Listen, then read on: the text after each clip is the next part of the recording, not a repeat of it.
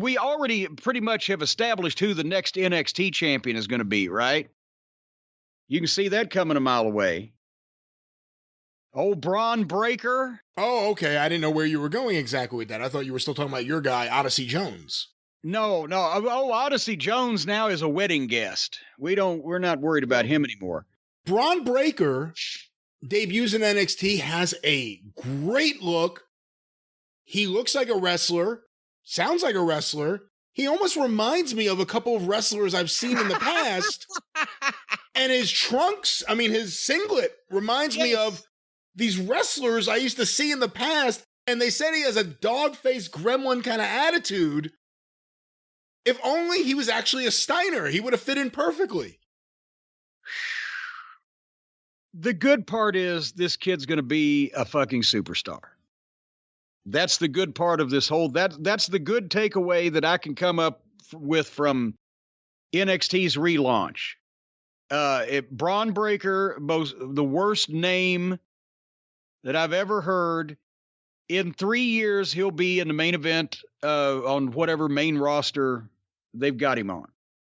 However, it may be a long road to hoe till then. They started out the program with Tommaso Ciampa, Pete Dunne, Kyle O'Reilly, and LA Knight doing promos because they were in the four-way to determine the new NXT champion, since Samoa Joe comes back, wins the thing. We bid adieu to Karrion Kross to go get his career killed on Raw. Samoa Joe's the champion, and then he gives it up. Medical. Won't tell us what, won't tell how long, but he just relinquished the belt. I don't know what the fuck they're doing here. But these four were going to have a match anyway to determine the number one contender. So now they're going to have a match to determine the new champion. And out of these promos, LA Knights was by far the best one. And it was the last one. And then he turns and is confronted by Braun Breaker. And at first I'm like, what the fuck? And I thought, this guy's familiar. But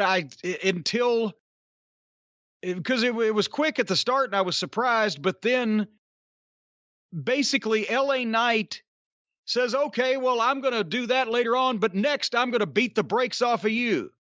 So now LA Knight can just say, well, next I'll wrestle you, person I've never met before. I'll just rewrite this show. Nothing was scheduled. It's just WWF attention to detail, like nobody gives a shit, nobody cares, and there's to be no pretense at this. But then he comes back.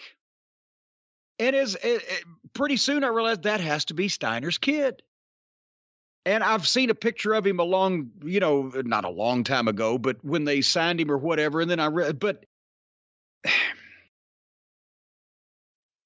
they had just announced they were going to let him use the name Rex Steiner, which is fucking great.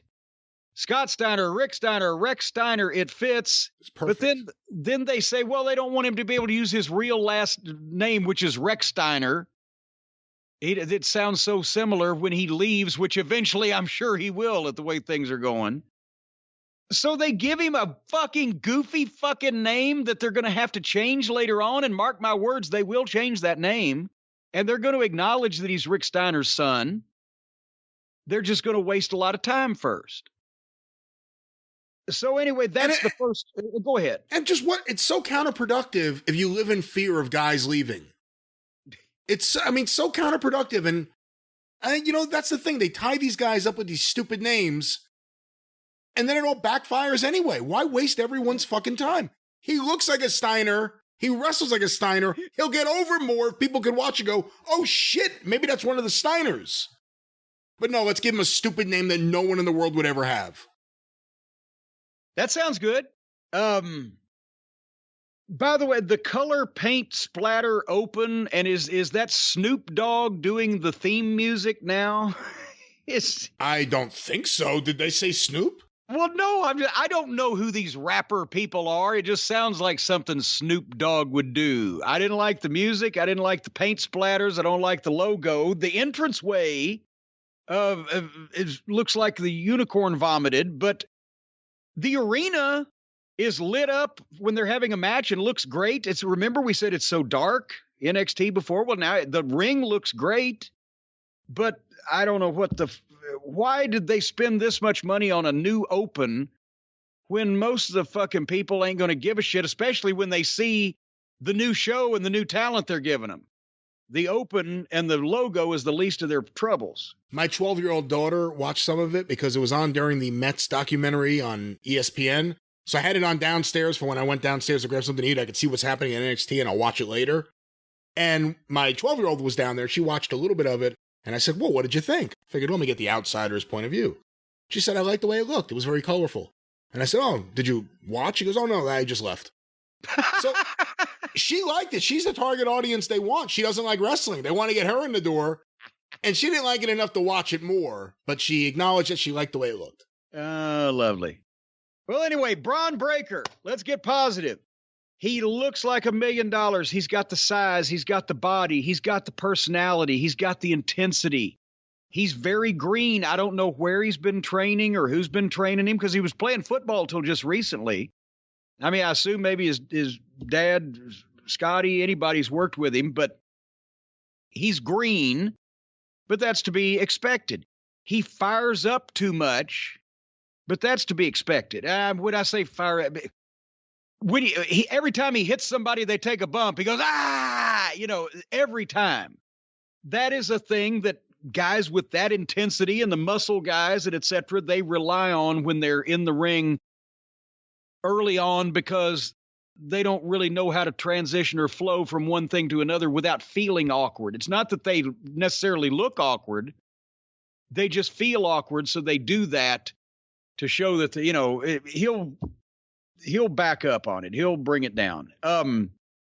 He's not necessarily a natural at selling smoothly, but his aggressiveness and the strength that he's got to move guys around makes up for that in some respects, because even though he's green, his offense looks better because obviously he's a full-grown, overgrown guy hitting somebody, so it looks okay when they bump for it, but also he's like Rick, he's like Scott, he's like Dr. Death, he's like a lot of those guys. He's strong enough to pick guys up and do the twirling power slam, and it's not necessarily that he's got great technique from practicing it all these years. He's just strong enough to pick this motherfucker up and turn him any direction he wants to go and then put him down the right way so it's safe.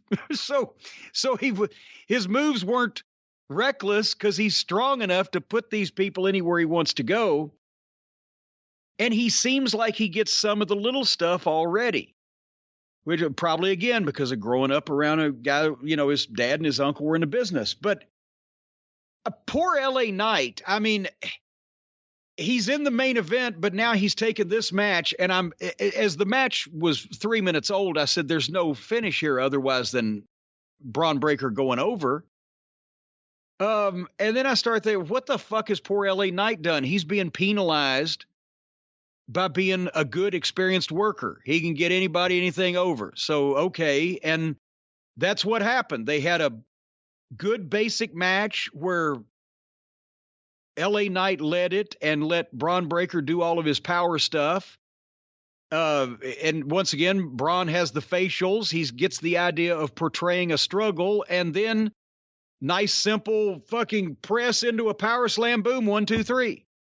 Braun Breaker goes over. Poor LA Knight. He's been in the middle with the, Cameron Grimes and Ted DiBiase. Then he's going to wrestle for the title, but first he does a job in segment 1. But Braun Breaker will be, as a Steiner, will be a main event guy on the main roster in 3 years.